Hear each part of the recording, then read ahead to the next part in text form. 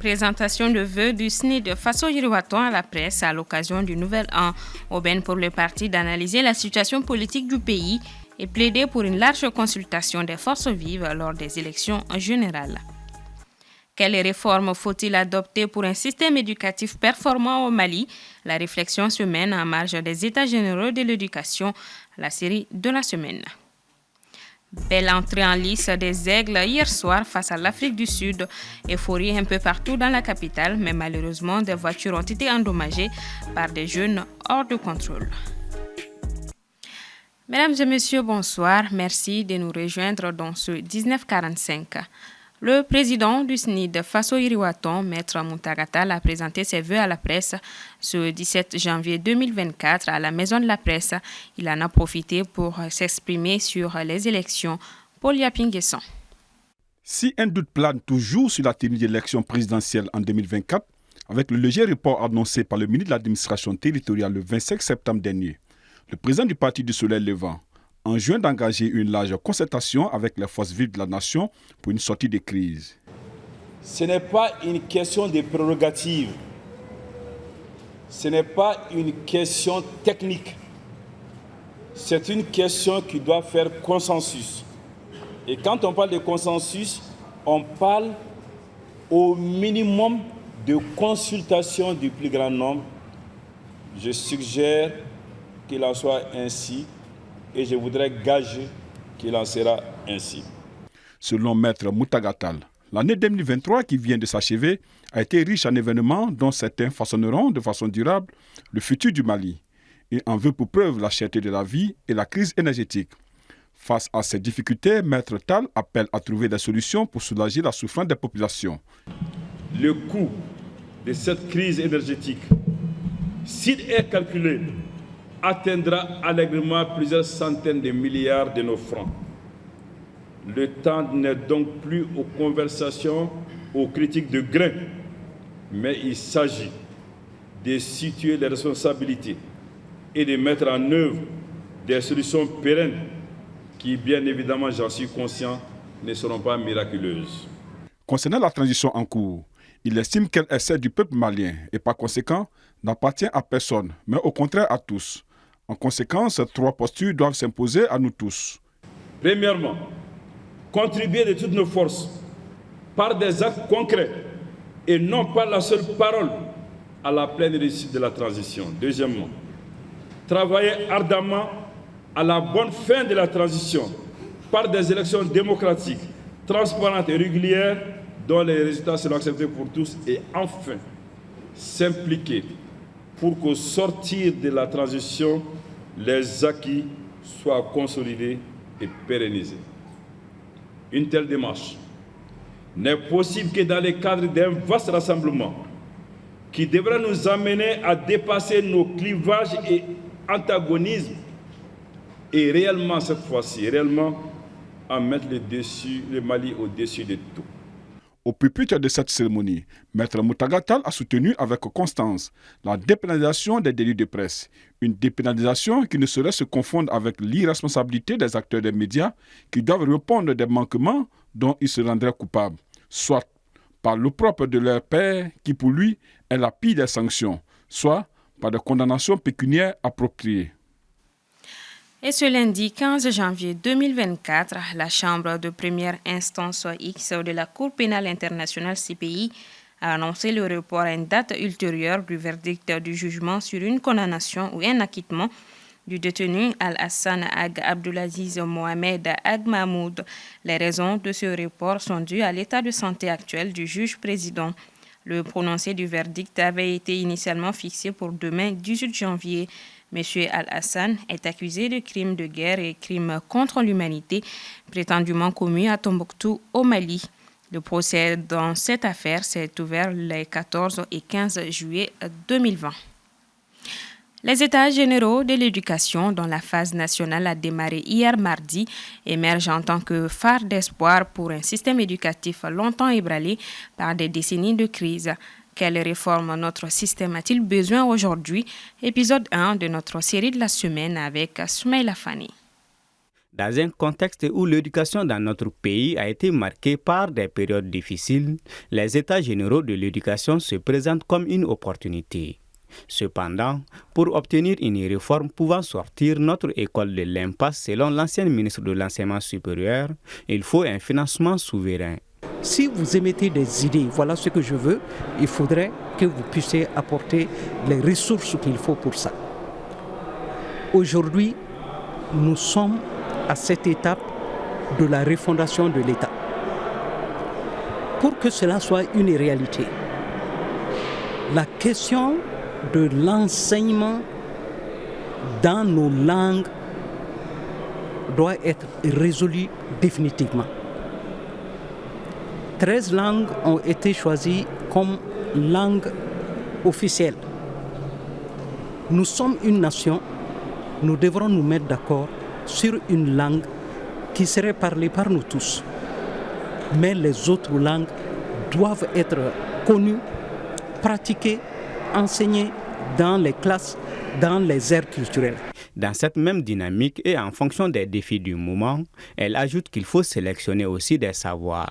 Qu'on commence à apprendre, qu'on commence à savoir faire quelque chose, la formation professionnelle, qu'on soit capable scientifiquement et techniquement de maîtriser la science et la technique moderne, mais aussi de produire comme les autres pays le font, pour en ajouter au patrimoine de l'humanité. Régulièrement marqué par des séries de grèves avec diverses revendications en fonction des corporations, pour ce syndicaliste, un accent doit être mis sur le dialogue. Il faut qu'un dialogue constructif soit instauré entre nous, syndicats d'enseignants, et les autorités scolaires, le gouvernement en quelque sorte, et que les gens sachent que non seulement l'enseignant a des droits qu'il doit défendre, a des intérêts qu'il doit défendre, mais que l'enfant aussi a des droits que l'enseignant lui-même doit défendre et que la société en général doit défendre. Donc cela veut dire quoi? Cela veut dire que nos grèves que nous faisons doivent tenir compte de l'intérêt supérieur, non pas seulement de l'enseignant, mais de l'intérêt supérieur aussi de l'enfant. Les maux dont souffre l'école sont connus et pour y remédier, ces responsables scolaires estiment que plusieurs aspects doivent être revus. Vous savez que l'école est gérée par des ministères différents. Il y a les collectivités, il y a les services techniques. Il faut qu'il y ait une synergie, une jonction entre ces structures-là qui gèrent l'école. Et ensuite, revoir les règlements intérieurs, revoir les programmes qui sont enseignés, revoir les orientations des enfants, former surtout les enseignants. Nous avons des infrastructures qui sont insuffisantes parce qu'il faut tenir compte de la démographie galopante, il faut équiper les salles, il faut avoir des laboratoires dignes de ce nom. Selon l'ancien ministre Assetou Founes Samaké, en peu de temps, nous avons pu donner un autre visage à notre sécurité. Le défi de l'heure est de donner aussi un autre visage à notre système éducatif où réside notre dignité et la souveraineté de notre pays. CAN Côte d'Ivoire 2024, le Mali s'est imposé hier mardi face à l'Afrique du Sud pour son entrée en lice dans la CAN. Notre reporter a vécu cette victoire auprès de certains Maliens sur un lieu de transmission publique. Suivons.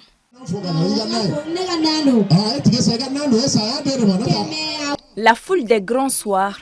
Pour l'occasion, les maillots étaient de sortie. Ambiance festive. Odeur de poulet qui flambe à côté, des Maliens se sont donné rendez-vous lors du festival Garba sur les berges du Palais de la Culture afin de suivre sur grand écran la première rencontre des aigles face aux Bafana Bafana de l'Afrique du Sud. On est venu soutenir les aigles du Mali en espérant qu'ils vont gagner 2-0 aujourd'hui. Voilà, c'est l'ambiance ici, au bord du fleuve Niger. Voilà, on est venu soutenir les aigles du Mali. Lors d'une première période crispante, le match a tenu en haleine, les supporters venus encourager les aigles. Ici c'est le Maliba, on est venu soutenir l'équipe, les aigles du Mali, avec Cheikh de Paris, BMG, Cheikh, les amis sont là. Mali. On va gagner. Cette année on va gagner. On y croit. Aujourd'hui, on est là les maillots. Tout le monde est là dans la joie et dans la bonne humeur. Après les arrêts décisifs de Djiki Diarra en première période, tel un symbole, c'est le capitaine Amari Traoré qui a ouvert le score.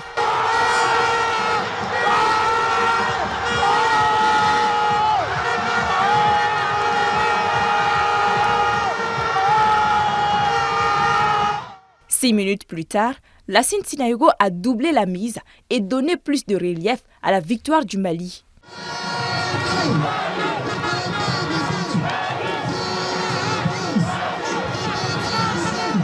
Je suis content, je suis fier de vous.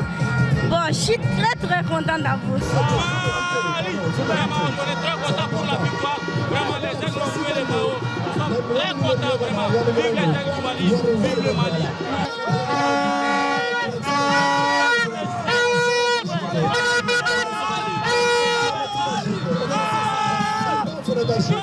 La soirée se terminera par la joie des supporters et consommateurs qui ont profité d'une belle aventure de compétition de la part de l'équipe nationale avec des ventres bien remplis.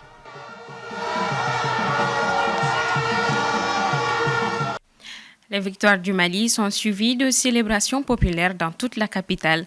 Hier soir, certains débordements ont été constatés avec des jeunes s'en prenant des véhicules. Aminata Keïta et Djeneba Samaki.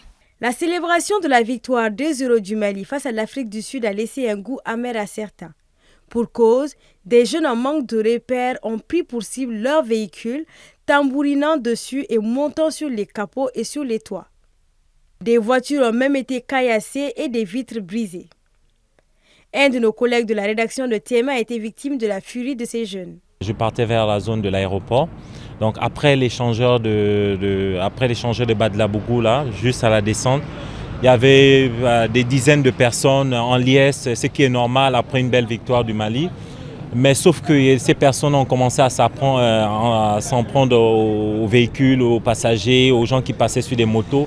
Donc c'est comme ça que certains sont montrés sur mon véhicule, ils ont tiré, voilà, comme vous pouvez le voir, ils ont endommagé mon véhicule et plein d'autres véhicules. Il y a des véhicules dont les vitres ont été même cassées, sans pour autant qu'on ne comprenne, sans qu'on ne voit le moindre agent pour réguler la situation, sans qu'on ne voit, voilà, donc qu'on ait la moindre sécurité. C'était vraiment compliqué. En plus de notre collègue dont le véhicule a été pris à partie, plusieurs autres victimes ont fait part de leur mésaventure sur les réseaux sociaux. Une des victimes qui a requis l'anonymat affirme que des personnes ont même été blessées lors de cette nuit de célébration et de débordement. Ce sont les piétons, surtout des enfants, qui sont à l'origine des accidents de la circulation après les matchs du Mali dont j'ai été victime hier soir. Presque toutes les routes principales s'est trouvèrent coupées par les manifestants. Ils font tout sauf la bonne manière. Lors de la manifestation, des attaques de voitures, de motos de tout genre au bord des routes. La population doit se rendre compte qu'on peut manifester sa joie sans pour autant porter préjudice à autrui. Face à ces actes, des personnes, notamment notre collègue, se sont plaintes auprès de la police. Mais se pose le problème de l'identification des responsables. Donc au lendemain de l'incident, je suis parti à la police de Torokorobougou pour dire que je vais porter plainte. On m'a demandé je vais porter plainte contre qui. J'ai dit contre X. On m'a dit non, ce n'est pas possible parce que c'est des manifestants qui étaient en joie, c'est des choses qui arrivent. Donc j'ai eu l'impression qu'à un moment on voulait banaliser le fait qu'il y a eu cette situation. Et ça c'est vraiment dommage parce que moi je pense que quand il y a des choses comme ça, il faudrait que la réaction soit immédiate pour que ces personnes-là ne reproduisent plus ça. Mais si on est dans la banalisation, si on se dit que bon, c'est la joie, ce n'est rien, on est habitué, il faut vous habituer, il faut vous calmer, je pense que ça c'est un danger. Et ça, je pense que vraiment il faut qu'on prenne des dispositions à ce niveau. Imaginez, nous, j'ai eu ce dommage-là parce que le Mali a gagné. Imaginez un seul instant si le Mali avait perdu ou même maintenu ce qu'on aurait subi. Alors qu'il reste encore 2 matchs de poule à jouer pour le Mali, dont un dès ce samedi, beaucoup espèrent que les forces de l'ordre prendront des mesures appropriées. Direction la France. Lors d'une conférence de presse hier mardi 16 janvier, le président Emmanuel Macron a été questionné par le journal Le Monde sur une mesure de la loi immigration qui durcit l'accès à plusieurs prestations sociales pour les étrangers non ressortissants de l'Union européenne en situation régulière. Cette loi inclut le fait que des personnes n'ayant pas la nationalité française vont devoir patienter plus longtemps pour toucher certaines aides financières en France. On écoute la réponse du chef de l'État. Mais l'accès à des prestations dans notre pays, il est déjà conditionné à des durées. Aujourd'hui, il faut 5 ans pour toucher le RSA ou la prime d'activité. La loi a été votée, elle est soumise au Conseil constitutionnel, et j'aurai ensuite à promulguer un texte qui sera corrigé de ces censures éventuelles. Oui, je revendique de lutter contre l'immigration clandestine sur notre territoire. C'est une nécessité. Oui, je revendique de pouvoir démanteler les réseaux de passeurs. Oui, je revendique de pouvoir simplifier les règles pour qu'on puisse plus vite instruire les dossiers, protéger ceux qui vont être là parce qu'ils sont chercheurs, étudiants, combattants pour la liberté, mais aussi pouvoir reconduire vers leur pays ceux qui sont rentrés par des voies illégales et qui n'ont pas y resté sur notre sol. Ça, c'est pas être du Rassemblement national. Parce que si vous laissez ça au Rassemblement national, je peux vous dire, là, vous lui paverez la route. Voilà qui met fin à ce 1945. Merci à vous de l'avoir suivi. À demain, même heure, même chaîne. Bonsoir à tous.